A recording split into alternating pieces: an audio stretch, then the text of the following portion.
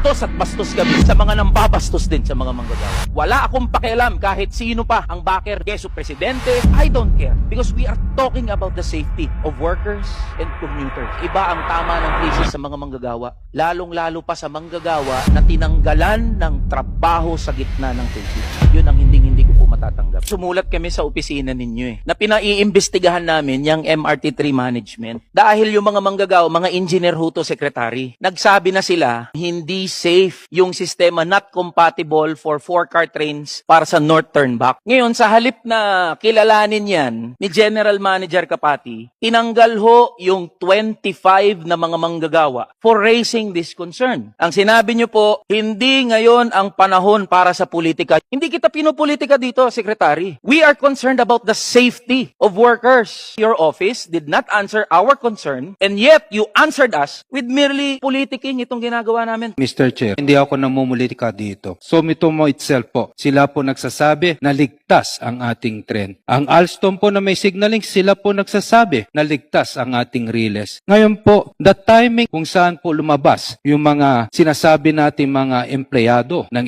MRT3, na sila po mismo nagsasabi na hindi ligtas. That was the time po kung saan hirap na po tayo sa pampublikong sasakyan. Ako po ay nagsumulat sa ating legal at sa ating USEC for Rail para imbestigahan po si GM Mike Kapati. But ako po ay paninindigan ko na ligtas ang ating tren. Kayo na po nagsabi, Secretary, na paiimbestigahan na titignan nyo pa na ligtas at compatible yung system for 4-car trains. Kasi sa halip na sagutin to ni General Manager Kapati, hindi niya sinagot itong mga valid and legitimate concerns. We are talking about the safety of hundreds of thousands of workers and commuters riding MRT3 instead of addressing these matters. Very valid, very legitimate concerns. Sumulat ang 200 manggagawa ng statement, natanggalin nyo na yan si General Manager Kapati. Alam mo ginawa ni General Manager Kapati, Mr. Chair? Kinausap lahat ng mga manggagawang yun. Hindi magre-renew ng kontrata hanggat hindi nagre-retract ng statement, and we have all the pieces of evidence. Napakalaki ng pambabastos ni General Manager Kapati dito sa Kongreso because I have confronted him that we will investigate this matter here in Congress. We will file the necessary resolution. Ano natanggap naming sagot? Wala siyang pakialam sa Kongreso dahil malakas